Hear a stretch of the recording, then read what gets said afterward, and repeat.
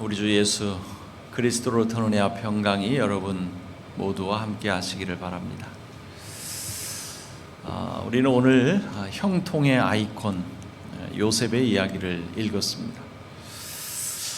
창세기 수많은 인물 가운데 가장 완벽에 가까운 인물, 이 창세기의 마지막을 장식하는 정말 영화의 주인공 같은 인물, 요셉이죠. 그래서 요셉 이야기는 이 설교 강단에 자주 등장하는 단골 메뉴처럼 자주 등장하는 이야기입니다. 요셉의 일생을 이렇게 스케치하노라면 정말 드라마나 영화, 어떤 소설의 주인공 같은, 그렇게 주인공이 되기에 정말 안성맞춤인 인물이죠. 아버지 야곱의 편애를 받으면서 자랐고, 그로 인해 형들의 이 질투심의 유발 때문에 애굽의 노예로 팔려가게 됐죠. 그곳에서 온갖 억울한 일을 다 당하면서 모진 시련을 겪은 이후 애굽의 총리 대신까지 오르는 정말 입지전적인 인물이죠. 더욱이 그 이후에 자신의 정체를 숨기고 형들을 만나서 도움을 주고 최종적으로는 형들을 용서하고 가정의 회복을 이루었다는 이 해피엔딩 이야기. 이 이야기를 정말 그 장편 소설이나 영화나 드라마로 만든다면 대박 나지 않겠습니까? 여러분은 그동안 이 이야기를 참 많이 들어오셨을 텐데, 여러분 이 이야기를 통해서 어떤 메시지를 들으셨나요? 또 이 이야기를 통해서 어떤 교훈을 얻으셨습니까? 우리는 요셉을 통해 참된 용서가 무엇인지 알게 됩니다.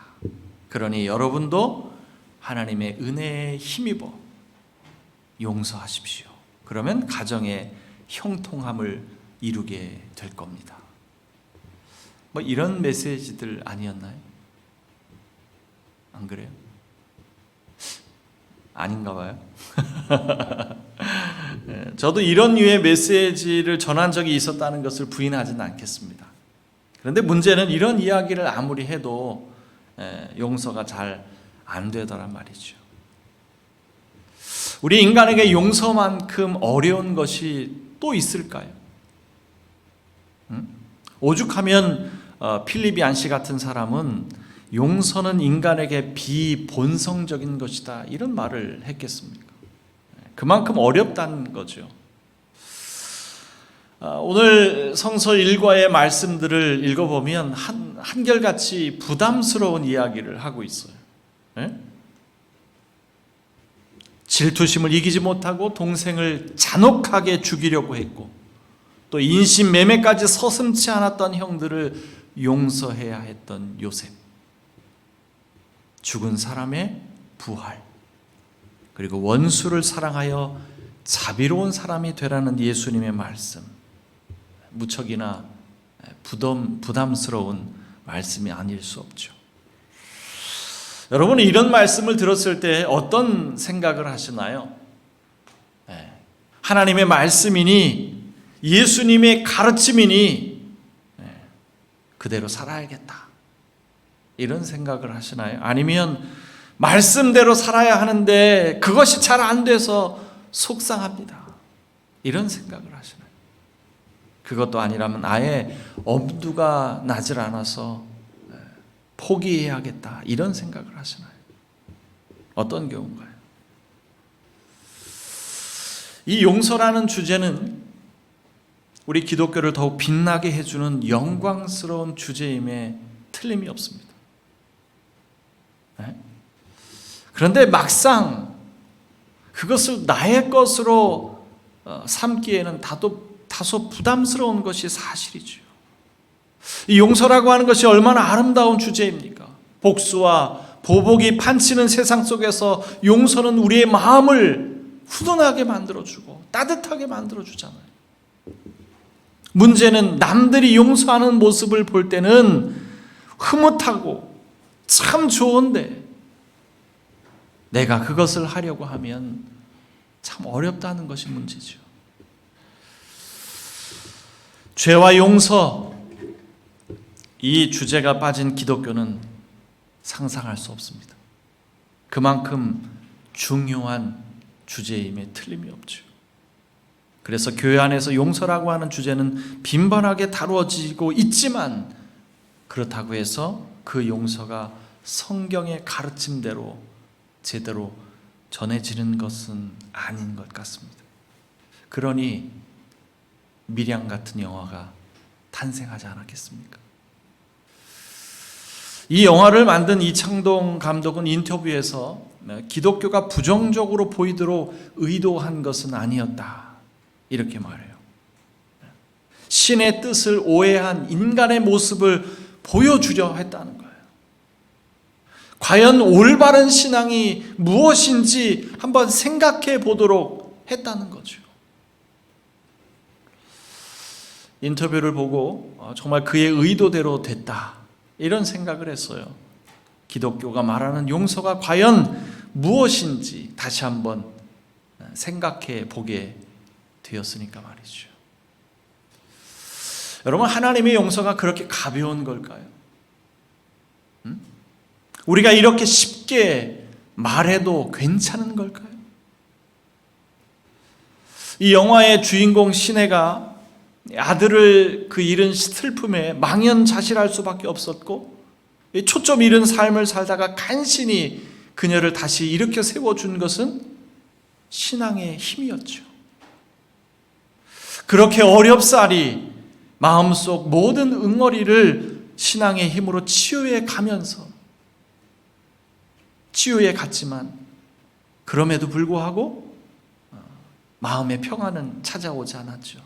그래서 혹여나 저 육의 살해범을 내가 용서한다면 마음의 평안이 찾아올까 해서 어렵사리 용기를 내서 그 교도소까지 찾아갔더니 정말 어처구니 없는 이야기를 듣고 말았죠. 이 육의 살인범으로부터 생각지도 못한 이야기를 들은 거예요. 나도 믿음을 갖게 되었다. 하나님께서 죄 많은 놈한테 손을 내밀어 주셨고 나의 모든 죄를 용서해 주셨다. 눈물로 회개하고 용서받았다. 이런 말도 안 되는 용서가 어디 있습니까? 이런 괴상망측한 용서가 어디 있어요? 피해자가 용서할 권리까지 빼앗아가는 용서, 이런 용서가 우리 기독교가 말하는 용서입니까? 보네퍼 목사님은 나를 따르라 라고 하는 책에서 값싼 은혜는 투매 상품인 은혜, 싸구려 은혜라는 거죠. 헐값에 팔리는 용서, 헐값에 팔리는 위로, 헐값에 팔리는 성찬, 교회의 무진장한 저장고에서 무분별한 손으로 거침없이 무한정 쏟아내는 은혜, 대가나 희생을 전혀 요구하지 않는 은혜를 의미한다, 이렇게 말했습니다. 그 다음 대목을 계속해서 읽어보면 이런 말도 나와요. 이런 값싼 은혜를 가르치는 교회에서 세상 사람들은 자기의 죄를 은폐해 주는 값싼 덮개를 발견한다. 교회가 죄인들의 은신처가 되어 주어야 하는 것은 맞지요. 죄인이라는 낙인 때문에 숨조차 제대로 쉬지 못하고 고통스러워하는 그들에게 희망이 되어 주어야 하는 것은 맞지요. 하지만 죄의식이나 죄책감, 부끄러움이나 수치심 하나 없는 사람들에게 아무런 대가 없이 면죄부를 주어주는 것이 과연 성경에서 가르치는 용서냐 말입니다. 이런 것이 과연 하나님의 은혜일까요? 이런 것이야말로 보네퍼 목사님이 말한 값싼 은혜가 아니고 무엇이겠습니까? 우리는 용서를 말하기에 앞서 죄악을 먼저 말해야 합니다. 악에 대하여 분노할 줄 모르고 죄악과 치열하게 싸우는 일에 등한시하는 우리 자신을 바라보면서 아연실색할 수 있어야 한다는 거예요. 하나님은 우리의 죄를 용서하기 위해 어떤 일을 하셨습니까? 당신의 아들의 목숨을 대가로 지불하셨습니다. 이 세상에서 가장 잔혹하고 가장 고통스러운 징벌을 받게 하셨죠. 왜요? 왜일까요? 인간의 죄악에 대한 분노하심이죠. 경악을 금치 못하신 겁니다. 십자가 형틀보다 더 잔혹하고 가혹한 것이 있다면 그것을 선택하셨을 거예요. 그만큼 인간의 죄악이 무겁다는 것을 방증하는 것입니다. 십자가는 우리에게 그것을 말해줘요. 죄악은 그토록 준엄한 것이라. 죄악은 그토록 엄중한 것이라. 이 도스토옙스키가 쓴 이 카라마조프 형제들을 보면 이 책은 기독교 신앙과 무신론의 극단적인 대립으로 요약할 수 있을 것 같아요. 이 도스토옙스키는 카라마조프가의 둘째 아들이죠. 무신론자였던 이반을 통해 신은 과연 존재하는가? 이런 도전적인 질문을 던집니다. 하나님이 창조한 세상에 이토록 악이 가득하고 모순투성인데 신이 존재한다고? 그럴 수 없다는 거죠. 이 둘째 아들 이반을 통해서 이런 도전적인 질문을 해요. 그리고 이반은 대신문관을 통해서 그 당시 가톨릭 교회의 타락상을 고발합니다. 활활 타오르는 장적 더미 위에 이단자를 불태우면서 오직 하나님께 영광, 이것을 외치는 모습을 보면서 경악하죠. 이 종교 지도자들의 위선에 분노합니다. 여러분, 이런 무신론자들이 하나님에 관한 왜곡된 잔상을 누가 만들어 주었습니까? 소위 하나님을 믿는다는 사람들 때문에 이런 왜곡된 하나님이 전해지는 것 아닙니까? 새겨지는 것 아니에요? 그래서 정교의 신학자인 데이비드 벤틀리 하트는 그의 책에서 무신론자들의 주장을 간단히 무시해서는 안 된다, 이렇게 말합니다.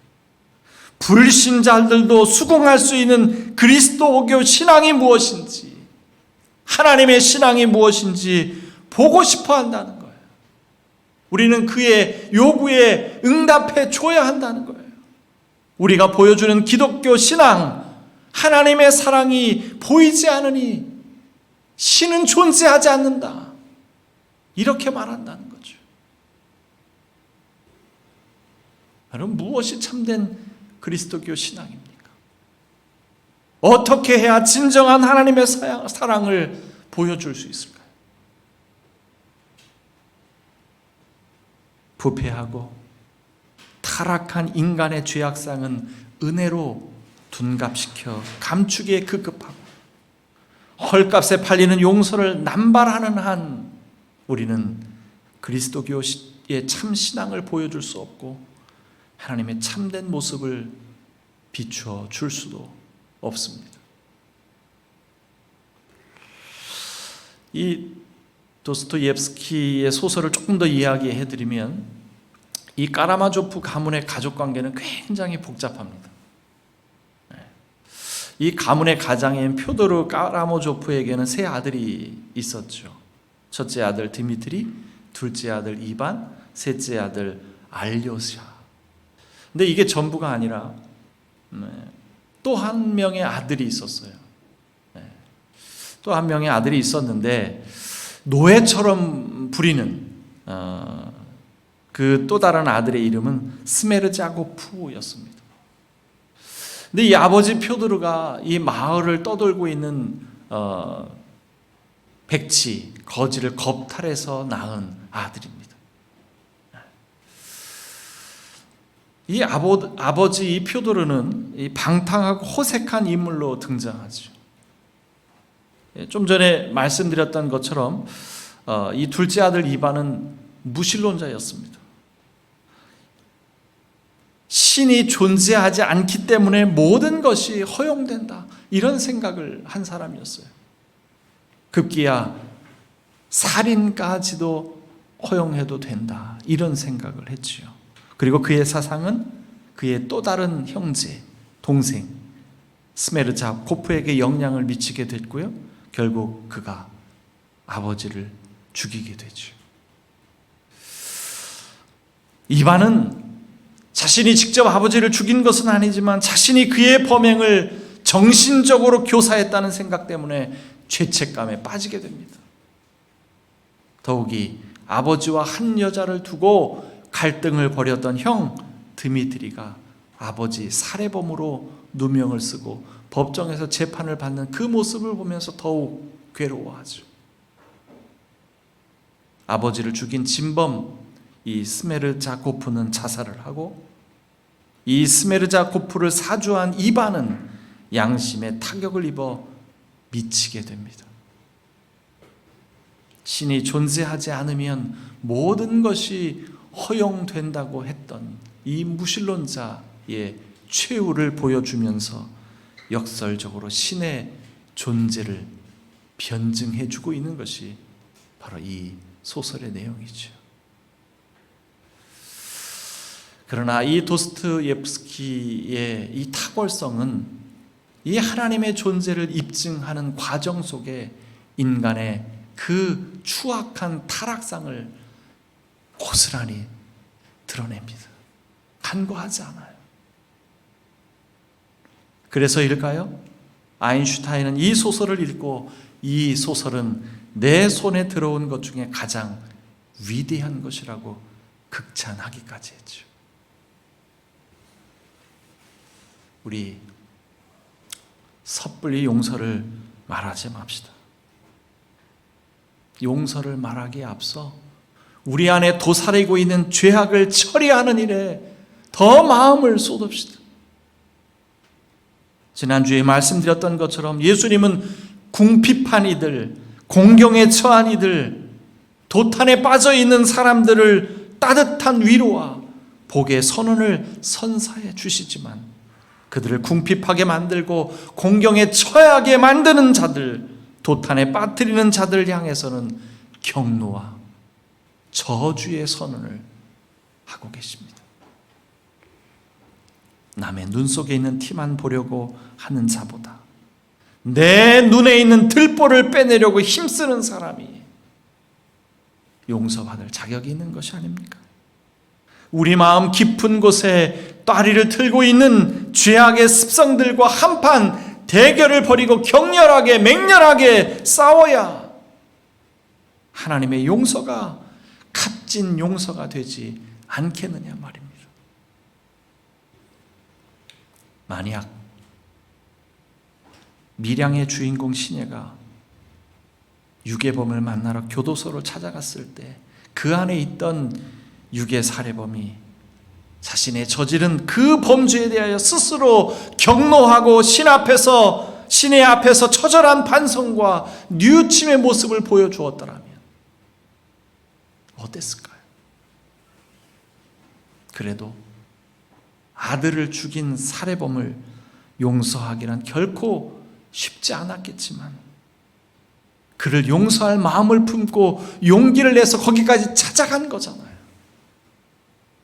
적어도 시내가 용서할 수 있는 기회를 빼앗아 가지는 않았겠죠.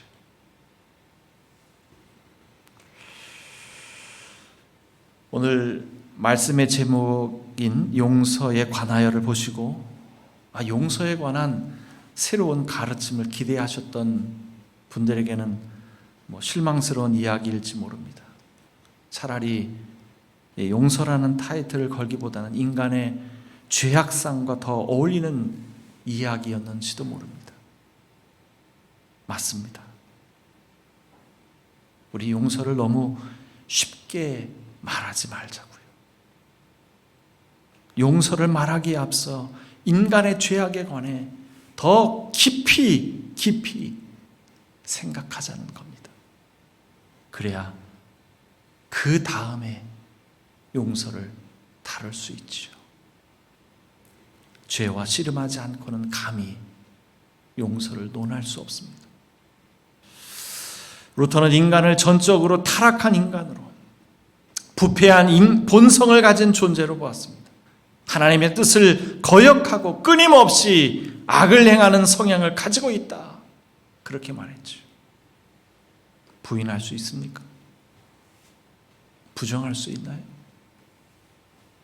그렇다면 부패하고 죄악된 인간에게 희망은 없습니까? 죄악으로 물든 세상이 회복될 가능성은 전혀 없는 걸까요? 이 질문을 우리 주님 예수 그리스도에게 던진다면 뭐라고 대답하실까요? 다 내게로 오라. 내가 너희의 희망이 되어주겠다. 이렇게 말씀하지 않을까요? 예수 그리스도의 사랑이 아니고서는, 십자가의 사랑이 아니고서는 그 어디에서도 희망을 발견할 수는 없습니다. 예수 그리스도의 사랑만이 가장 강력한 힘이고 가장 무서운 힘이 됩니다. 하지만 그 사랑은 값비싼 대가를 지불해야 하며 장시간에 걸친 노력이 없으면 얻어지지 않습니다. 우연한 기회에 한순간에 얻어지는 사랑은 악인들도 할 수 있는 사랑이라고 예수님 말씀하시죠. 하지만 우리에게 필요한 사랑은 순간적인 사랑이 아니라 영구적인 사랑입니다.